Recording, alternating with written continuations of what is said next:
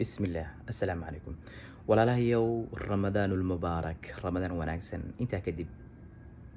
معاوينا ما قرب استاغنا دادك أفرك إنه ديارية هورينا وأرهنتا سوقا صاحر لي قيب كميدا تاسو أن كوادو قفك أفرك إنه ديارينيا هدي هويدين معان تهي هدي حاسكينا تهي هدي بغوردي إنا لا دلاتي أولاشينا أي تهي إيو هدي داد إهلك أي تهي انتابا waxaa laga yaabaa inay u istaagaan afurka diyaarintiisa 8 saac oo duhurnimo ama 9 saac oo galabnimo 8 saac oo ay u istaagayaan afurka iyo diyaarintiisa waxaa laga yaabaa inagu masaajidka hurudno ama meelaha iska joogno oo dadka asxaabteena iskala sheekaysanano soonka aad sooman tahay kula sooman tahay hooyo ama xaaska ama walaasha yani qofka marka afarku diyaarinaya ama ahalka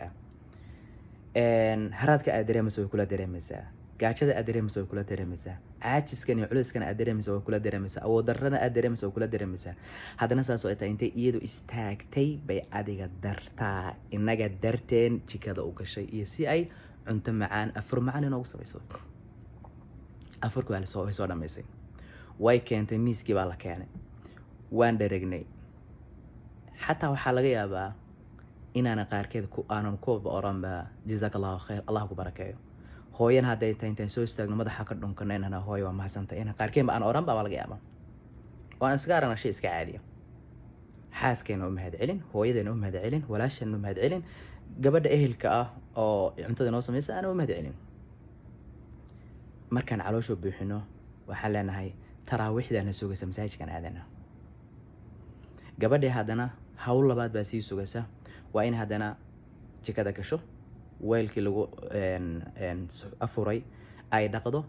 jikada kala hagaajiso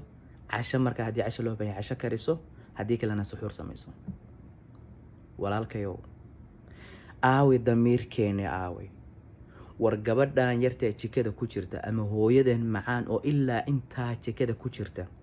hooyada macaan damiirka ku siiyay waa maxay 8 saac oo duhurnimo ama 9 saac intay jikada gasho inay ka soo baxdo 6 saac oo habeenimo ama 12 habeenimo ka soo baxdo damiirka ku siiyay waa maxay adigina aad marba aad leedahay taraawiix baan aadiyo soo ma ogid taraawiixdan iyo caawinta hooyo ina caawinta hooyo waajib tahay oo taraawiixdan sunnah tahay soo ma ogid xaaska inaad garab siiso oo garab istaagto inay waajib kugu tahay taraawiixda ka sii waajibsan tahay soo ma ogid walaasha inaad caawiso sidoo kale waxaan leeyahay raggeena Soomaaliyeed aan siino hooyooyinkeen ama xaasaskeena ama walaalaheen ama gabdhaha ehelkeena cuntada inoo sameynaya oo afurka inoo sameynaya oo suxuurta inoo sameynaya cashada inoo sameynaya aan siino waqti yar oo ay ku nafisaan oo ay isku kala bixiyaan aan siino ilaa hal saac baa noqoto aan siino oo aan inagu hawshii ay qabanayeen intaan qabano oo weelkii lagu afreed dhaqno oo jikada kala hagaajino suxuurtan aan dabka saarno intaas aan sameeyno inta iyaguna nafsiyaad ha qaataan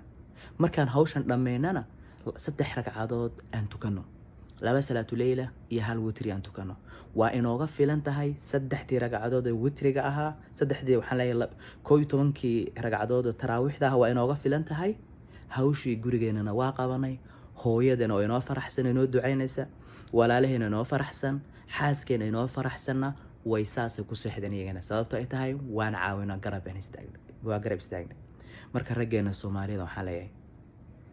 aan u badano bisha Ramadaan xaasaskeena iyo hooyooyinkeen iyo walaalahayna jikada inoogu jira inaan garab u noqono insha Allah. Assalaamu calaykum.